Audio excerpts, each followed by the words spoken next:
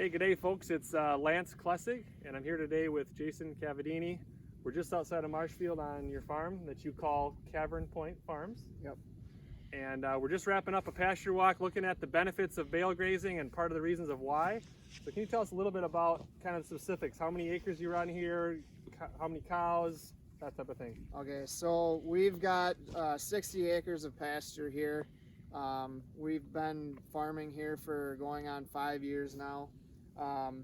We transitioned this farm from row crops to perennial pasture. We just decided that to rotationally graze our beef cattle on perennial pasture was really the only way that we could turn a profit on this land.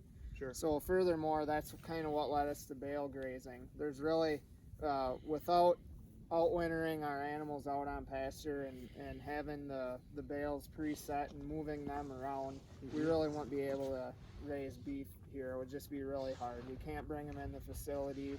Sure. They're not set up for that. It's more labor than what we can deal with, and it's not really the best for our animals either. So the bale grazing it's good for us management wise, it's good for the animals, but it's also our way of building our soil and improving our land. Sure, sure. Tell us a little bit about some of the, because this is like, you've been doing this a couple years now with the bale grazing? This is our fourth year. Fourth year. So tell us a little bit about the benefits that you see with the bale grazing, not only right now, but coming into spring and summer and the growing season. Okay, well, I mean, the biggest benefit is we have 1 or 2 days of a lot of work setting all of our hay out, and that's just 2 of us. My father-in-law helps me. Sure. This year it's been a little more difficult because winter came early. Yep. But we get all of our work done, and then we don't really have to start the tractor up again to move hay until spring. Yep. That's probably one of the top benefits for us.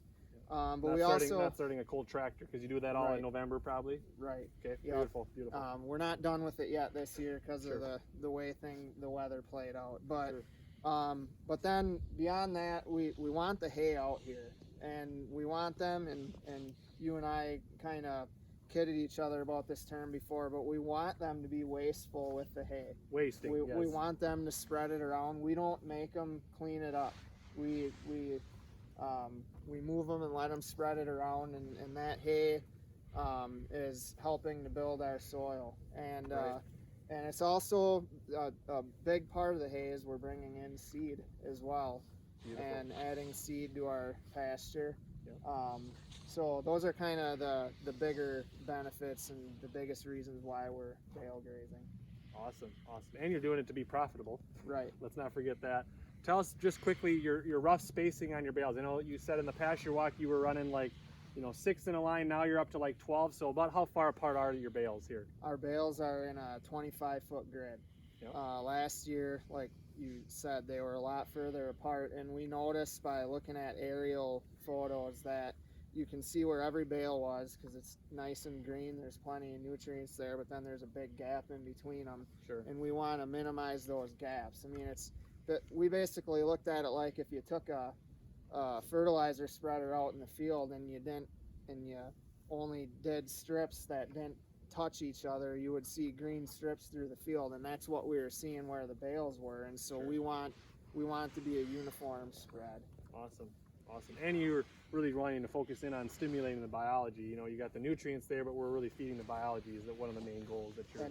And then the other part of it is this is another term that's not a very good term, but this is part of the pasture that we're sacrificing for a little while. We're not Sure. going to be able to graze this right away in the spring. Mhm. So by keeping the bales tighter, we're minimizing the amount of pasture that we won't be able to graze first thing in the spring.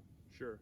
And even with that being said, Jason and his family could be out here with pigs kind of just distributing the straw and the manure, or chickens, and we could do a lot of different things with it as well. Right. So, folks, I just want to say thanks for joining us. Again, it's Lance Klessig, Jason Cavadini, Cavern Point Farms. We're outside of Marshfield, Wisconsin, and thanks for joining us, everyone.